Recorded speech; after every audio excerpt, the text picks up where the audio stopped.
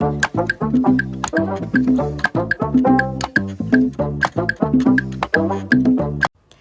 Craft കൊണ്ട് എനിക്ക് തന്നെ ഗുണമുണ്ടായ ഒരു ദിവസമാണിത്. ഞാനൊരു ആഡ് ഏജൻസിയിലാണ് വർക്ക് ചെയ്യുന്നത്. അപ്പോൾ അവിടെ നമുക്ക് ഇടയ്ക്കിടയ്ക്ക് ഷൂട്ടും കാര്യങ്ങളൊക്കെ വരാറുണ്ട്. അങ്ങനെ ഒരു ഷൂട്ടിൻ്റെ ഒരു പ്രോപ്പർട്ടി ഉണ്ടാക്കാനാണ് എൻ്റെ ഇന്നത്തെ ടാസ്ക്. അതിന് സാധനം മേടിക്കാനായിട്ടാണ് നമ്മൾ ഇന്ന് ക്രാഫ്റ്റ് റൂമിലേക്ക് പോയത്.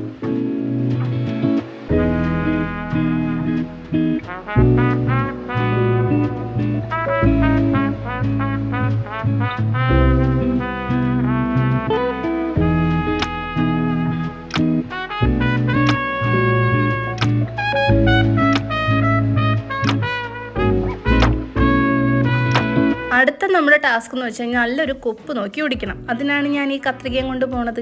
ഏതെങ്കിലും താന്ന് നിൽക്കുന്ന നല്ല ഭംഗിയുള്ള കൊപ്പ് ഒടിക്കാന്ന് പറഞ്ഞ് ചെന്ന് നോക്കിയപ്പോൾ അതിനകത്ത് വേറൊരാളിരുന്ന് ഊഞ്ഞാലാണ്. അങ്ങനെ ആ ഒന്നിനെ പറഞ്ഞ് മനസ്സിലാക്കിയപ്പോഴത്തേക്ക് അത് ഓടി വേറെ കൊപ്പി കയറിയത്. അങ്ങനെ ഞാനും എൻ്റെ കൊപ്പുമായിട്ട് തിരിച്ച് വീട്ടിലേക്ക് എത്തിയപ്പോഴാണ് ഞാൻ വേറൊരു സാധനം അതിനകത്തിരിക്കുന്നത് കണ്ടത്.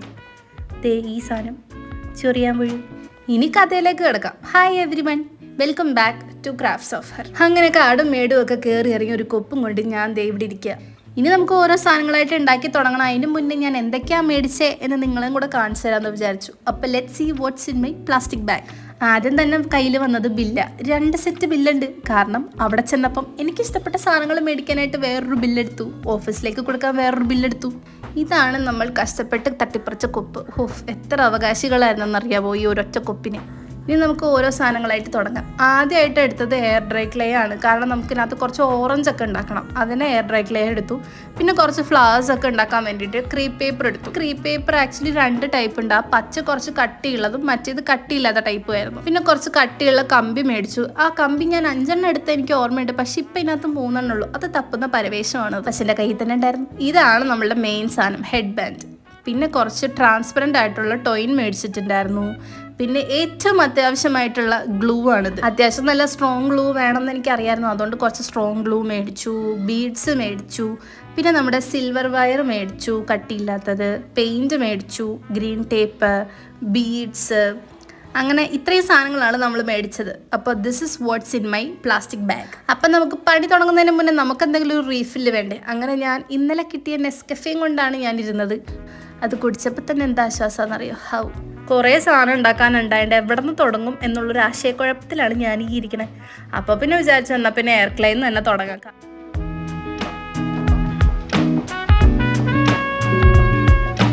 അല്ല, ഞാൻ റെഫറൻസ് ഇമേജ് ഇതുവരെ കാണിച്ചു തന്നില്ലല്ലേ.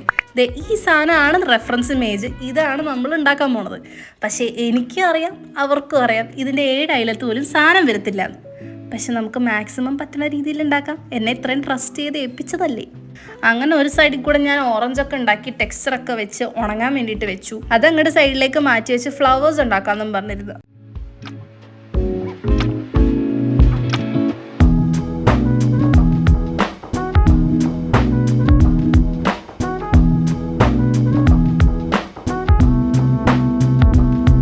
അങ്ങനെ അത്യാവശ്യം കുറേ ലെയർ കട്ട് ചെയ്ത് ഇങ്ങനെ ഫ്ലവേഴ്സ് ഉണ്ടാക്കി.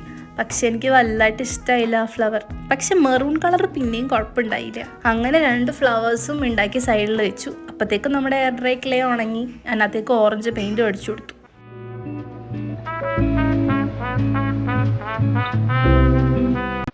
നമ്മളിപ്പോൾ നമ്മുടെ ആദ്യത്തെ പ്രോജക്റ്റിൻ്റെ കുറച്ച് സാധനങ്ങൾ ഉണ്ടാക്കി കഴിഞ്ഞു. ഇനി ഇതെല്ലാം കൂടി സെറ്റ് ആക്കണം.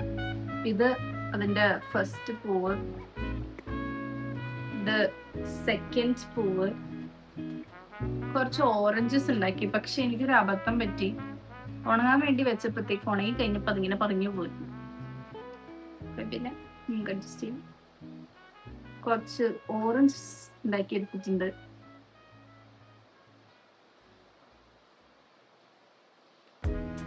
അപ്പം ചിലയിടത്തൊക്കെ പെയിന്റ് പോയി, അതൊന്നുകൂടെ അടിക്കണം. പിന്നെ നമ്മളുടെ മെയിൻ പരിപാടി എന്ന് വെച്ച് കഴിഞ്ഞാൽ ഇവിടെ ഒരു കമ്പുണ്ടായിരുന്നു.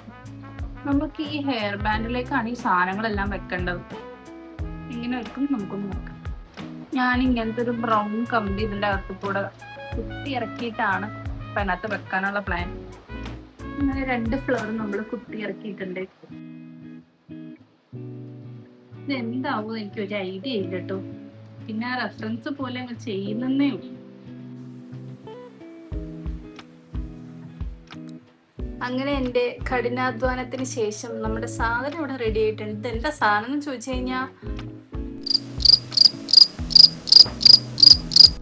കാണുമ്പോൾ കോമഡി ആയിട്ട് തോന്നും, പക്ഷെ ഇതൊരു ഹെഡ് ഗിയർ ആണ്. ഒരു ഫോട്ടോഷൂട്ടിന് വേണ്ടിയിട്ട് മോഡലിന്റെ തലയിൽ വെക്കാനുള്ള ഹെഡ് ഗിയർ ആണിത്. ഇത് ഞാൻ വെച്ച് കഴിഞ്ഞാൽ കോമഡി ആയിരിക്കും.